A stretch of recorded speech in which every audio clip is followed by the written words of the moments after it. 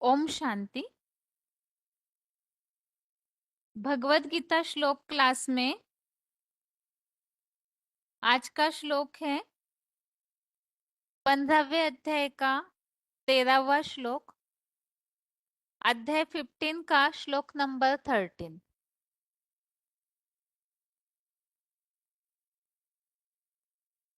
श्लोक है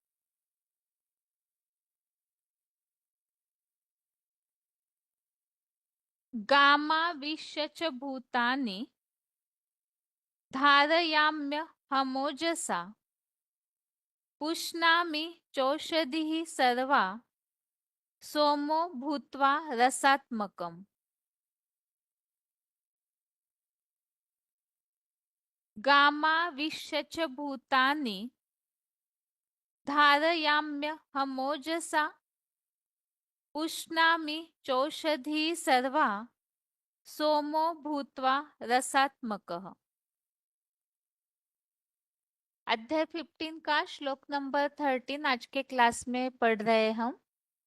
श्लोक फिर से, गामा विश्य च भूतानि धारयाम्यहमोजसा पुष्णामि चौषधी सर्वा सोमो भूत्वा रसात्मकः। श्लोक का संधि विच्छेद है गाम आविश्य च भूतानि धारयामि अहम ओजसा पुष्णामि च औषधि सर्वाः सोमः भूत्वा रसात्मकः। श्लोक का संधि विच्छेद दोबारा, गाम आविश्य च भूतानि धारयामि अहम ओजसा पुष्णामि च औषधिः सर्वः सोमः भूत्वा रसात्मकः। शब्दों के अर्थ है चाहम, इसमें दो शब्द है च अहम। च अर्थात और, अहम अर्थात मैं। गाम अर्थात पृथ्वी माता। आविश्य अर्थात प्रवेश करके। भूतानी अर्थात प्राणियों को।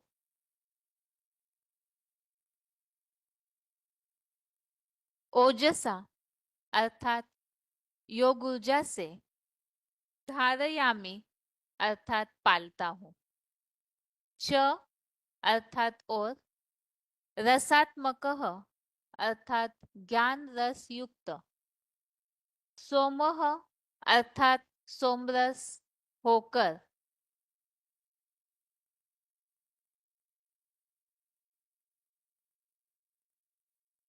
सोमः अर्थात सोमरस, भूत्वा अर्थात होकर, सर्वः अर्थात सब, औषधि अर्थात औषधियां, पुष्णामि अर्थात पुष्ट करता हूँ। शब्दों के अर्थ दोबारा, चा अहम, च और अहम ये दो शब्द है। च अर्थात और, अहम अर्थात मैं। गाम अर्थात पृथ्वी माता। आविश्य अर्थात प्रवेश करके। भूतानी अर्थात प्राणियों को। ओजसा अर्थात योग ऊर्जा से। धारयामी अर्थात पालता हूँ। च अर्थात और। रसात्मकः अर्थात ज्ञान रस युक्त। सोमः अर्थात सोमरस। भूत्वा अर्थात होकर। सर्वः अर्थात सब। औषधि अर्थात औषधिया। पुष्णामि अर्थात पुष्ट करता हूँ।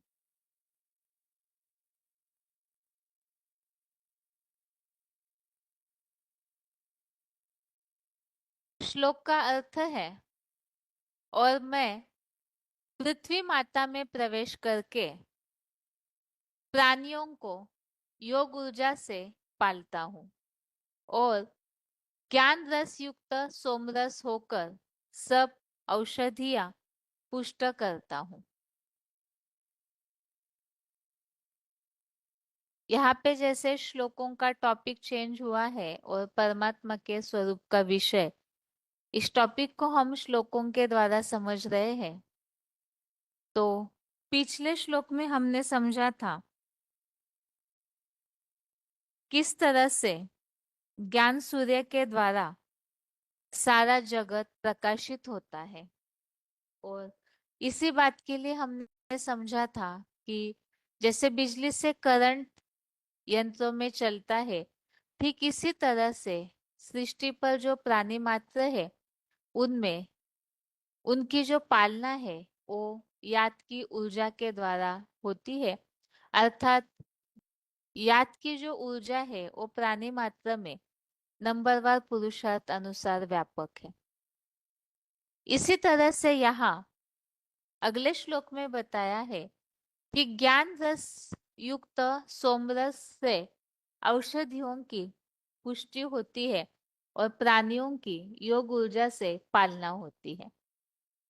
श्लोक का क्लैरिफिकेशन सहित अर्थ है, और मैं अर्जुन की देह रूपा पृथ्वी माता अपरा प्रकृति में प्रवेश करके पुरुषोत्तम संगम में प्राणियों को जगत पिता की योग ऊर्जा से पालता हूँ और राम बाप प्लस परम ब्रह्मा की ज्ञान रस युक्त एडवांस गीता ज्ञान से सोमरस होकर मन बुद्धि सहित आत्मा की सब ज्ञान घोट औषधियां पुष्ट करता हूँ।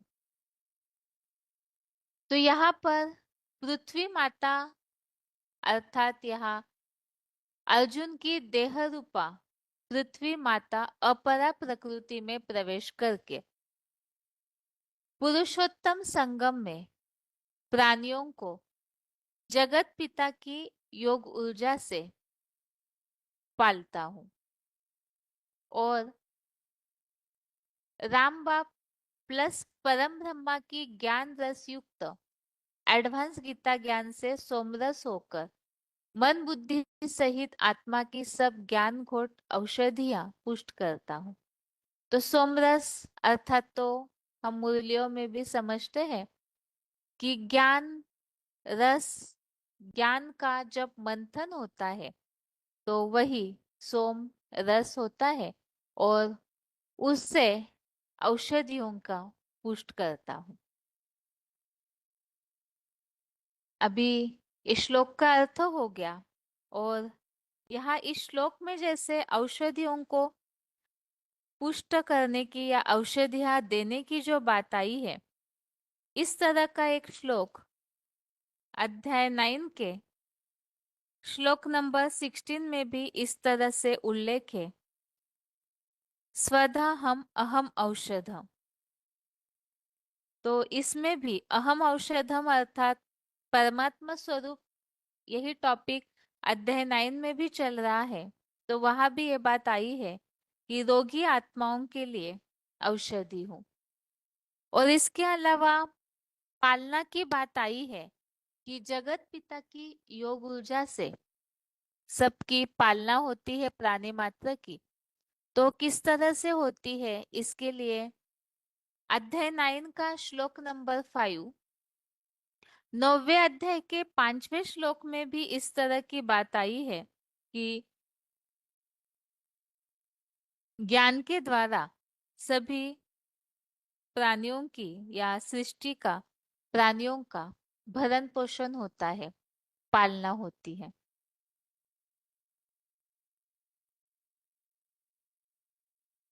योग रूपी खुराक से ये प्राणियों का भरण पोषण अथवा पालना होती है। इसी तरह से अध्याय 13 का श्लोक नंबर 14, 13वें अध्याय का 14वां श्लोक,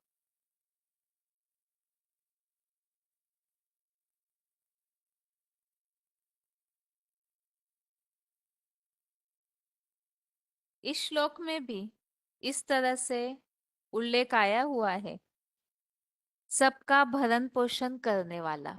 तो पालना के रूप में यहाँ भी भरण पोषण कर्ता के रूप में उल्लेख है।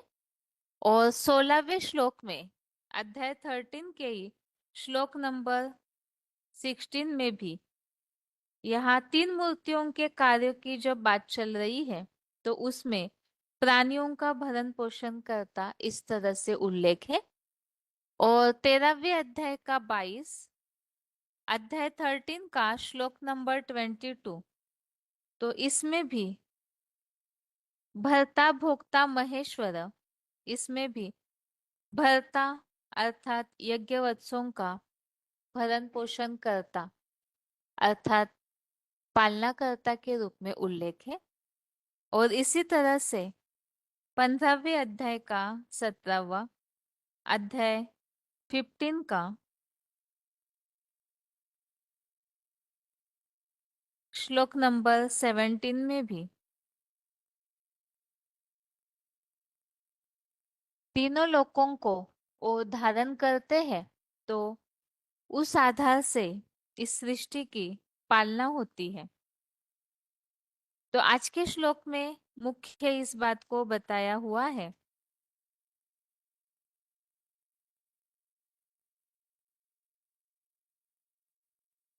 परमात्मा स्वरूप के विषय में बात चल रही है कि किस तरह से एक तो इस सृष्टि को प्रकाशित किया जाता है सूर्य से, और दूसरा योग ऊर्जा से पालना होती है, तीसरा ज्ञान रस युक्त सोमरस से औषधियों की पुष्टि होती है। अभी आज के श्लोक का उच्चारण सुनते हैं।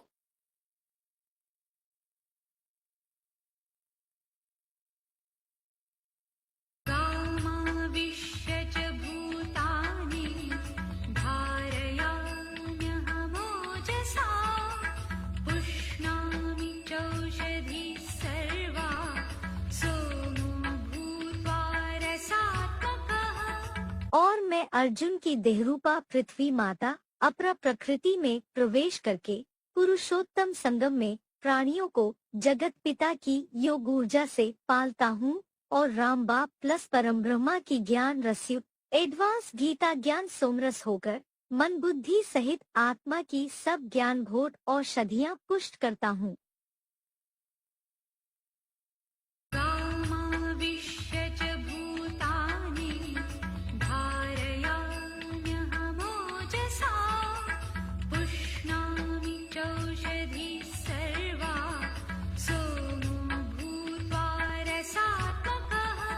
और मैं अर्जुन की देहरूपा पृथ्वी माता अपरा प्रकृति में प्रवेश करके पुरुषोत्तम संगम में प्राणियों को जगत पिता की योग ऊर्जा से पालता हूँ, और राम बाप प्लस परम ब्रह्मा की ज्ञान रसयुक्त एडवांस गीता ज्ञान सोमरस होकर मन बुद्धि सहित आत्मा की सब ज्ञान भोट औषधियाँ पुष्ट करता हूँ।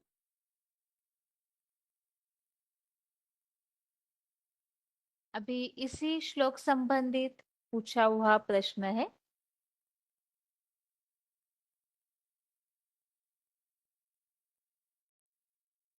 मैं पृथ्वी पर प्रवेश करके प्राणियों को योग बल द्वारा करता हूँ। पोषण करता हूँ। हाँ, और ज्ञान रस स्वरूप और अरे एक बात तो समझ लो, तब कथा कहानी पढ़ना। हाँ, क्या बात पढ़ी पहली? पृथ्वी पर प्रवेश करके प्राणियों को योग बल द्वारा पोषण करता हूँ। हाँ, तो नहीं करता है। योग आत्मा की खुराक नहीं है, हैं? इस पेट की खुराक है स्थूल। ऐसे मन बुद्धि रूपी आत्मा की खुराक क्या है? योग माने प्यार। कैसा प्यार? सच्चा प्यार। सच्चा प्यार इस दुनिया में कोई का है ही नहीं। इस दुनिया में सारे धोखेबाज झूठे। कौन है सच्चा? एक शिव बाबा, दूसरा न कोई। तो वो शिव बाबा, उसकी याद, वो हमारी आत्मा की खुराक है। हमको पालना मिलती है, उससे पोषण करता है वो इस योग की खुराक के द्वारा। कैसे मिलती है? वो आकर के हमको अपना परिचय देता है। परिचय देता है तो हमें पता चलता है कि नाना, चाचा, काका, ताऊ ये सब दुखदाई है। कोई भी हमारा पोषण करने वाले नहीं है, आदि से लेके अंत तक सब धोखेबाज, धोखा दे देने वाले हैं। कौन सहारा है? एक बाप, वो ही पोषण करता है। अब आगे और कथा कहानी पढ़ो। हैं ज्ञान रस स्वरूप और सोमरस स्वरूप होकर के शुद्धियों को पुष्ट करता है। इसका अर्थ समझ नहीं आया। ज्ञान ही सोमरस है। सोमरस जो है वो मनन चिंतन मंथन से आता है। जो ज्ञान है वो ज्ञान का रस कहा जाता है। बाबा आकर के ज्ञान की दवाएं देता है। दवाएं देता है कि नहीं? जिस दवा से हम माया की बीमारी को भगाते हैं, तो वो सोमरस से हमारी दवा और दारू भी करता है, दवाएं बनाता है। अनेक प्रकार की दवाएं तैयार होती हैं ज्ञान के रस से। और ये आत्मा की दवाइयों की बात जो इसमें है, आत्मा की दवाइयों की बात है। हाँ जी। और का तुम पेट की दवाई, शरीर की दवाई समझे।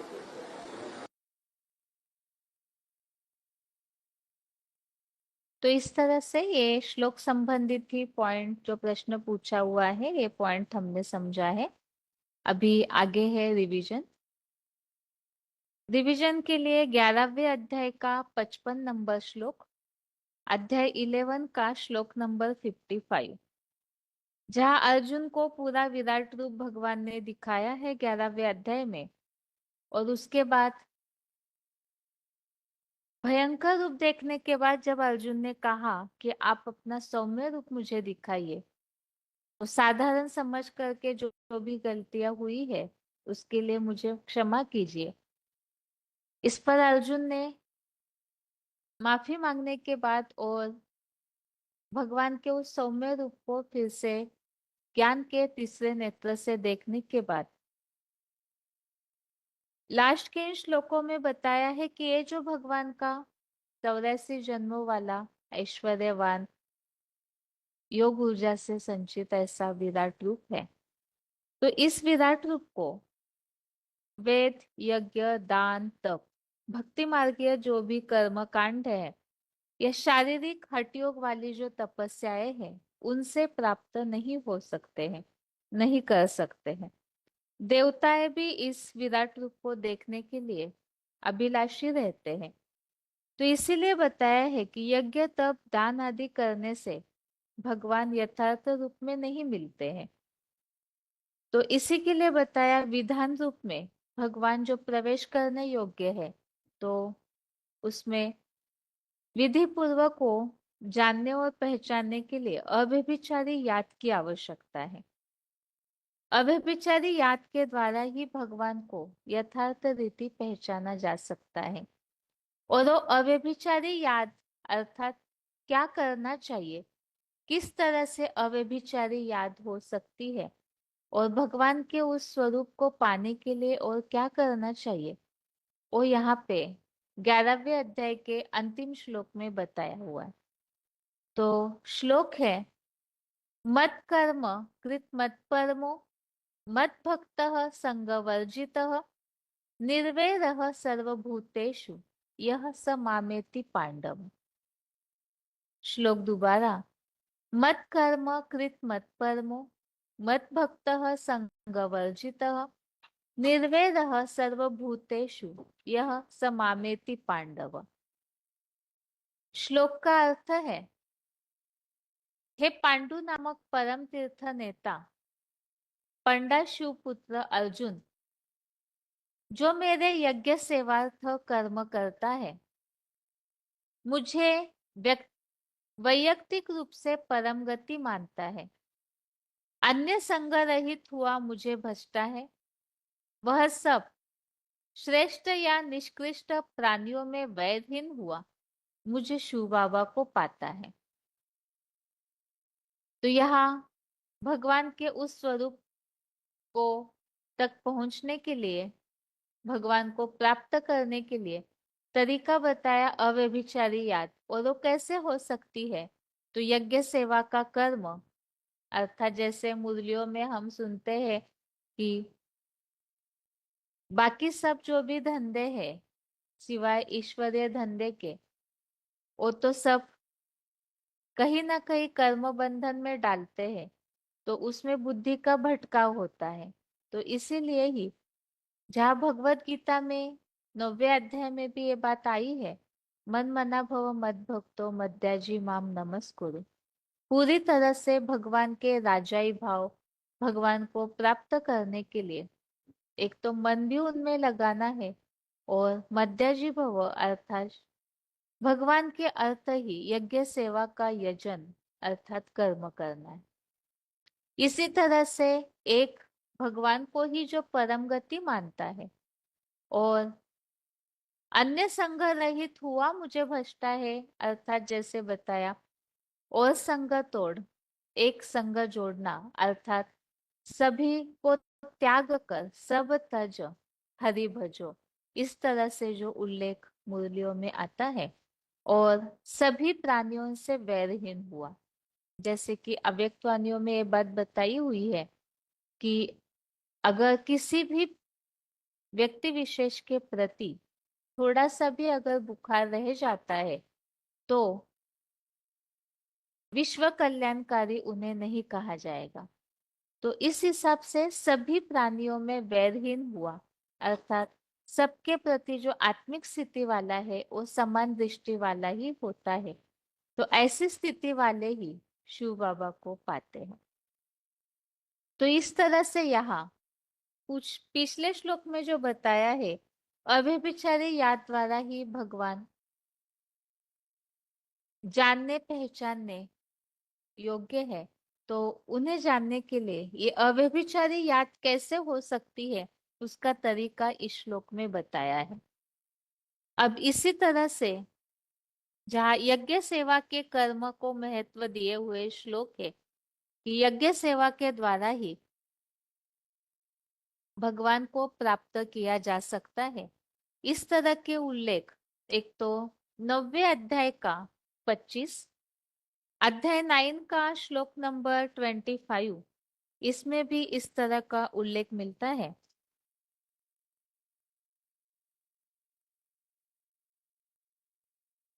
मेरे प्रति ज्ञान यज्ञ की सेवा करने वाले मेरे स्वाधीन राजाई भाव को पाते हैं। श्लोक नंबर 26 में भी इस तरह, 27 में भी इसी तरह की बात बताई है। यद करोषि यदश्नासि यज्जु होषि ददासि यद तपस्यसि कौन्तेय तत्पुरुषो मदर्पण। तो जो कुछ भी ज्ञान यज्ञ सेवा करता है वो सब एक शिव बाबा के प्रति अर्पण कर। इसी तरह से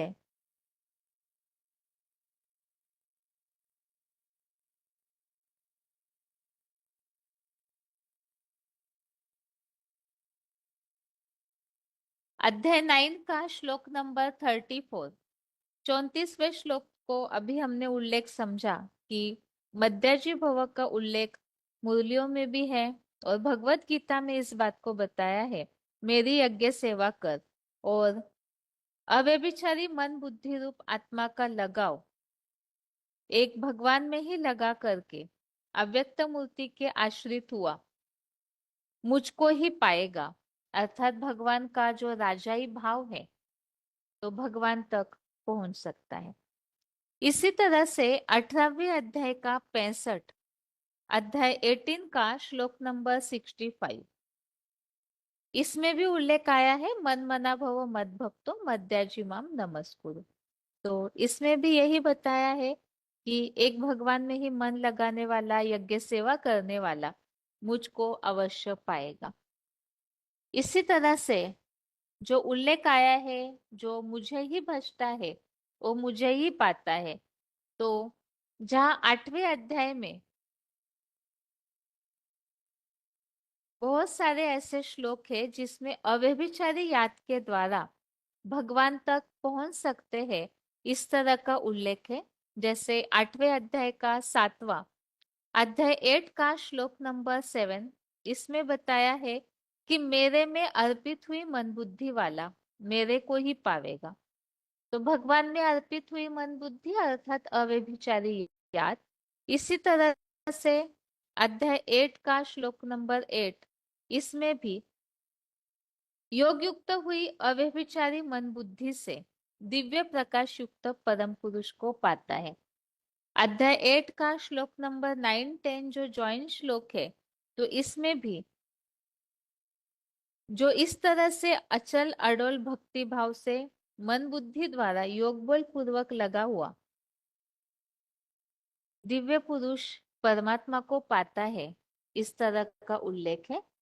और अन्य संग रहित भजना, इस तरह से जो उल्लेख आया हुआ है इस श्लोक में, इसके लिए अध्याय 18 का श्लोक नंबर 56,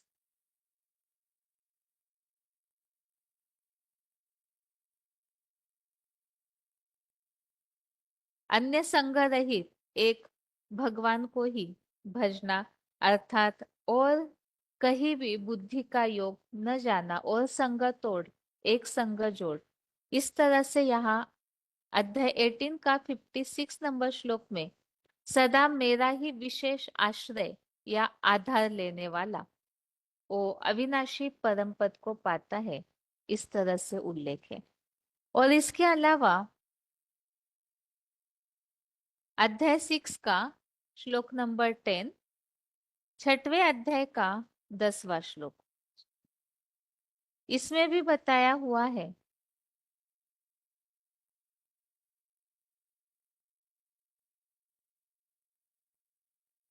आशाहीन असंग्रही योगी अकेला एकांत स्थान में स्थित हुआ निरंतर परमात्मा से योग लगाए। तो यहाँ तो किसी से भी अपेक्षा न करना, यह वस्तुओं के प्रति भी असंग्रही, अकेला और एकांत स्थान में। तो अकेला अर्थात ही अन्य संग रहित एकांत की बात के लिए इस तरह से बताया है। और श्लोक में जो उल्लेख आया है वैरहीन हुआ मुझे पाता है, तो इसके लिए अध्याय 4 का श्लोक नंबर 10, इसमें भी इस तरह से मिलता जुलता उल्लेख मिलता है, जिसमें बताया है वैरहीन हुआ। इससे यहाँ शब्दांकन अलग है, जैसे राग भय क्रोध रहित मेरे मेरे में ध्यान मग्न मेरे ही पूरे आश्रित हुए। तो इस तरह से किसी के भी प्रति अगर ईर्ष्या द्वेष है, दुश्मनी की भावना है, तो क्रोध मन में रहेगा ही। तो इस हिसाब से बताया राग और क्रोध रहित हुआ। और अध्याय 5 का श्लोक नंबर 25, 5वें अध्याय का 25वां श्लोक, इसमें भी इस तरह से उल्लेख आया हुआ है कि सब प्राणी मात्र के कल्याण में लगा हुआ। तो वैरहीन इस तरह से उल्लेख नहीं, सबके कल्याण में वही कर सकता है, लग सकता है जिसके अंदर सबके प्रति समान भावना हो। और सब प्राणियों में द्वेष भाव रहित, इसके लिए 12वें अध्याय का 13, अध्याय 12 का श्लोक नंबर 13, इस श्लोक में जहां भगवान के प्रिय भक्त कौन है जो भगवान को पाते हैं, उस प्रसंग में जो बताया है भगवत प्राप्त पुरुषों के लक्षण, इसमें इस तरह से उल्लेख है सब प्राणियों में द्वेष भाव रहित। तो वैरहीन हुआ अर्थात ही द्वेष न रहना, क्योंकि द्वेष है तो दुश्मनी की भावना रहेगी।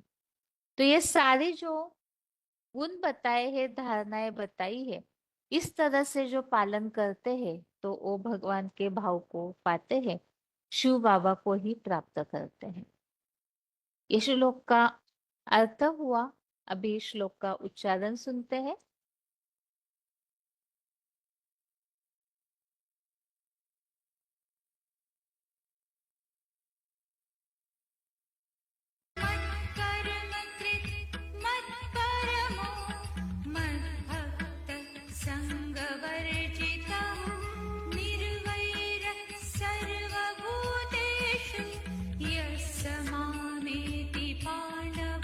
हे पांडु नामक परम तीर्थ नेता पंडा शिवपुत्र अर्जुन, जो मेरे यज्ञ सेवार्थ कर्म करता है, मुझे वैयक्तिक रूप से परम गति मानता है, अन्य संग रहित हुआ मुझे भजता है, वह सब श्रेष्ठ यह निष्कृष्ट प्राणियों में वैरहीन हुआ मुझ शिव बाबा को पाता है।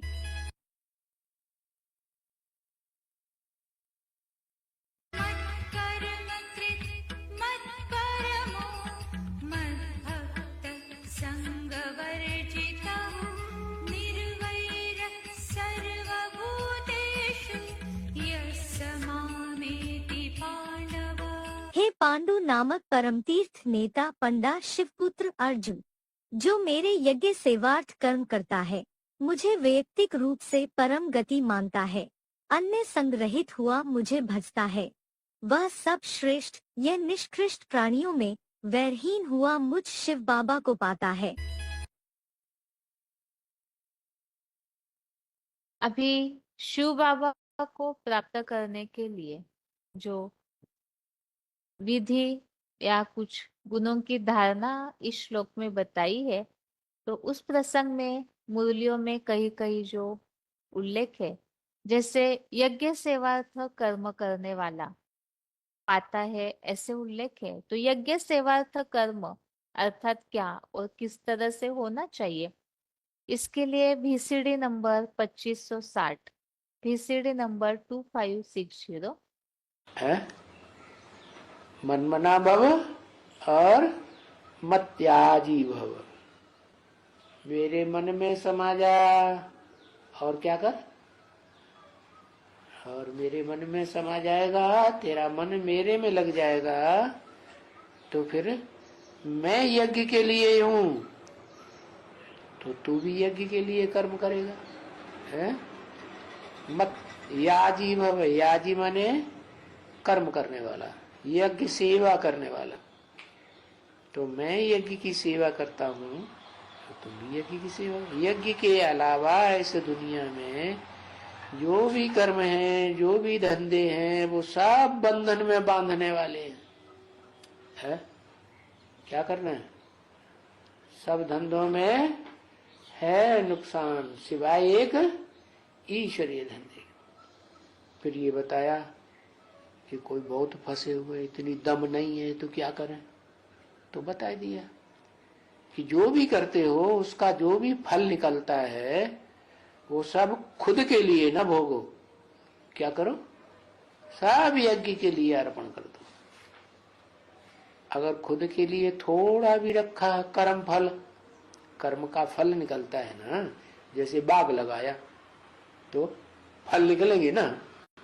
अब वो फल अपने परिवार के लिए, अपने बाल बच्चों के लिए, नाते रिश्तेदारों के लिए, मित्र संबंधियों के लिए भेजते रहे।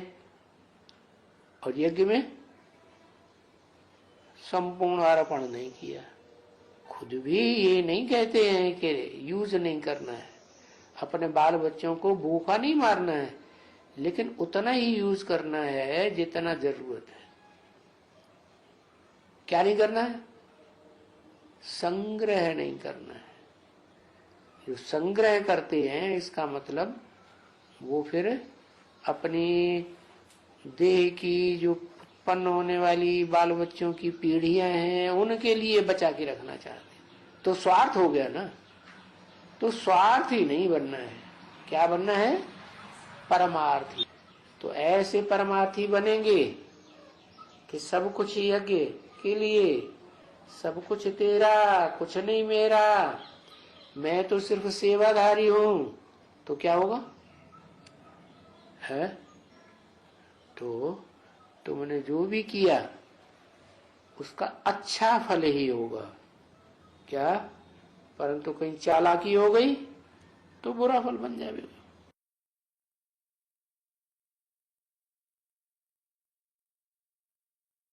श्लोक में जो उल्लेख आया है, मुझे वैयक्तिक रूप से परम गति मानता है।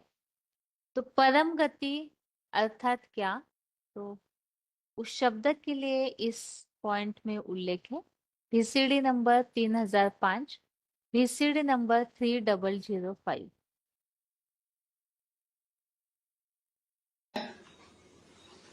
गति माने ऊंची स्टेज में जाती है आत्मा। हाँ। दुर्गति कहते हैं आत्मा नीची स्टेज में जाती है। लेकिन सदगति, सदगति तो तब कहेंगे सच्ची गति कि सच्चा और झूठे का सवाल तो इस दुनिया में होता है। तब जब यहाँ साकार में आत्मा साकार शरीर से भी रहे और श्रेष्ठ गति में रहे, तब कहते हैं सदगति। इसलिए सदगति देने वाला भी सदगुरु चाहिए। वो भी साकार या निराकार, वो भी साकार चाहिए। समझे ना? तो देखो, सदगति भी होती है और कम गति भी होती है। क्या? जो आत्माएं लंबे टाइम तक आत्मलोक में पड़ी रहती है, शरीर मिलता नहीं है, देह तो होती नहीं, तो क्या कहेंगे? गति तो हुई, लेकिन गति भी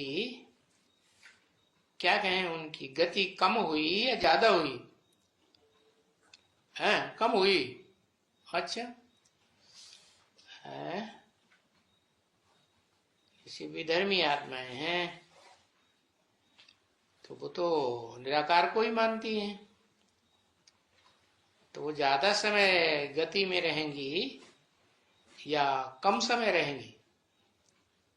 है उनकी जो गति है ज्यादा समय रहेंगी।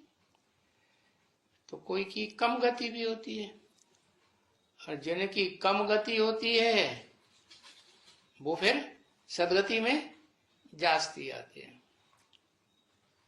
वो तो देखते हो बरोबर ये माला में बनेंगे। कौन? जिनकी गति कम होती है, सदगति ज्यादा होती है, वो ये माला में आवेंगे।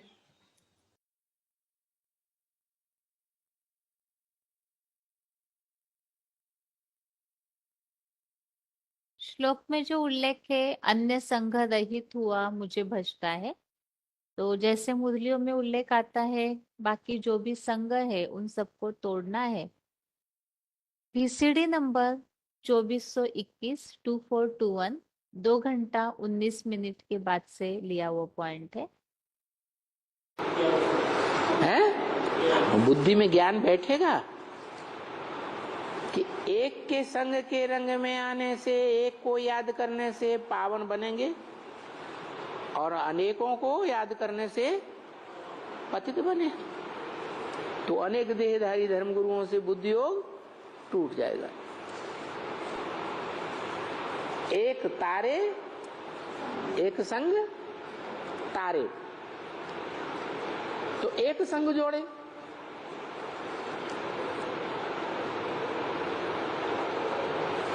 जो हमको पार ले जाएगा उसी के साथ जोड़े।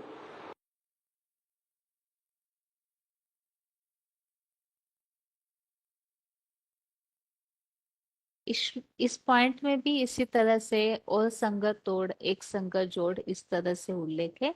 VCD number 334 VCD number 334, 23 minute 23 minute के बाद से लिया हुआ पॉइंट। देह को कैसे भूलेंगे? देह को कैसे याद किया था? क्या द्वापर युग के तुरंत बाद देह याद आने लगी थी? ढेर की ढेर तुरंत ही याद आने लगी 2500 वर्ष पहले, या धीरे धीरे संपर्क संबंध जुड़ा था? हैं? अरे एक साथ सारे देहधारी याद आने लगे थे, या धीरे धीरे संपर्क संबंध जुड़ा था? जल्दी बोलो। धीरे धीरे जुड़ा था। तो ऐसे ही धीरे धीरे उनको बुलाना है। अभी संबंध जोड़ने का टाइम नहीं है। साकार देह के साथ ही संबंध जोड़े जाते हैं कर्मेंद्रियों से। जहाँ समय चल रहा हो पुराने संबंधों को तोड़ने का, और वहाँ कोई नए नए संबंध जोड़ता चला जाए, तो माला में नंबर पीछे हो जाएगा या आगे हो जाएगा? हैं? पीछे हो जाएगा ना। तो अभी बाप आया हुआ है, कहते बच्चे और संग तोड़ मेरे संग जोड़। ऐसे सीधी सी बात, बुद्धि से, वाइब्रेशन से, वाचा से, दृष्टि से, कर्मेंद्रियों से अगर जोड़ना है तो एक बाप के साथ संबंध जोड़ना है।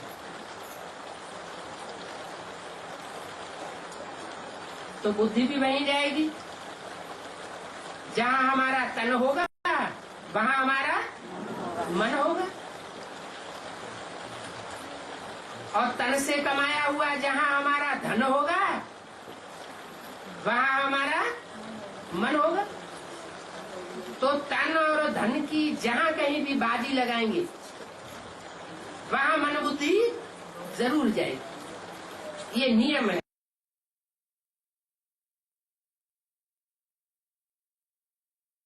श्लोक में जो उल्लेख है सब प्राणियों में वैरहीन हुआ। VCD नंबर 1023, VCD नंबर 1023, 1 घंटा 1 मिनट के बाद से आया हुआ पॉइंट है।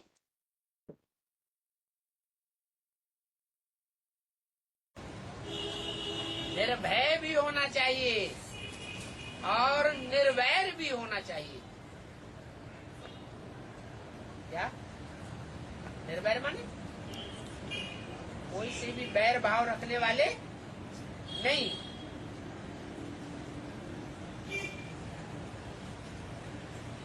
सबसे प्यार करने वाले निर्भय। 500-700 करोड़ मनुष्य आत्माएं हैं, उनमें से कोई एक को वैर करता हो, ईर्ष्या द्वेष करता हो, बात ही न करता हो हमारी घृणा के, तो उसको विश्व कल्याणकारी कहेंगे? विश्व माने 500-700 करोड़ जो भी मनुष्य मात्र हैं, सबको आत्मिक दृष्टि से देखने वाला। तो तुम्हारा कोई से भी बैर नहीं है। दुनिया में तो सभी को एक दो से बैर रहता है। रहता है या नहीं रहता है? हा? रहता है। और उसकी निशानी क्या है? जिनको दुनिया में एक दो से बैर रहता है, उनकी निशानी क्या है? कैसे पता चलेगा कि ये निर्वैर है और ये बैर भाव रखने वाला है? झगड़ा। हाँ, जो निर्वैर होगा वो कोई से लड़ाई झगड़ा नहीं करेगा।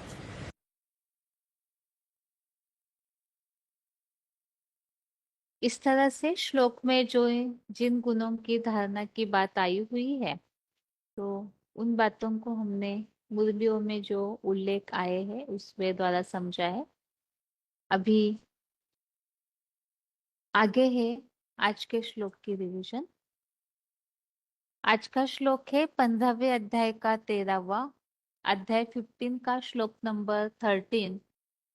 श्लोक है गामा विश्य भूतानि धारयाम्यहमोजसा पुष्णामि चौषधि सर्वा सोमो भूत्वा रसात्मकः। श्लोक दोबारा।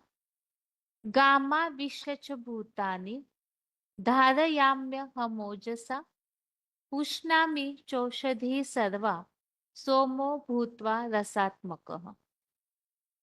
श्लोक का अर्थ है और मैं अर्जुन की देह रूपा पृथ्वी माता अपरा प्रकृति में प्रवेश करके पुरुषोत्तम संगम में प्राणियों को जगत पिता की योग ऊर्जा से पालता हूँ और राम बाप परम ब्रह्मा की ज्ञान रस युक्त एडवांस गीता ज्ञान से सोमरस होकर मन बुद्धि सहित आत्मा की सब ज्ञान घोट औषधियां पुष्ट करता हूँ।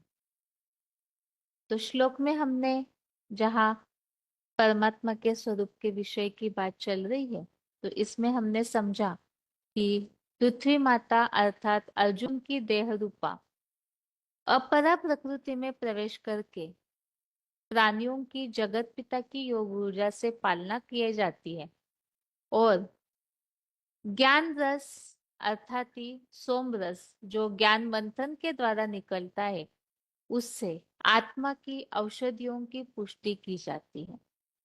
ये श्लोक का अर्थ है। और आज के क्लास में हमने रिवीजन का 11वें अध्याय का 55वां श्लोक, अध्याय 11 का श्लोक नंबर 55 और 15वें अध्याय का 13वां श्लोक समझा है। अगले हफ्ते से 12वें अध्याय के श्लोकों की रिवीजन शुरू होगी।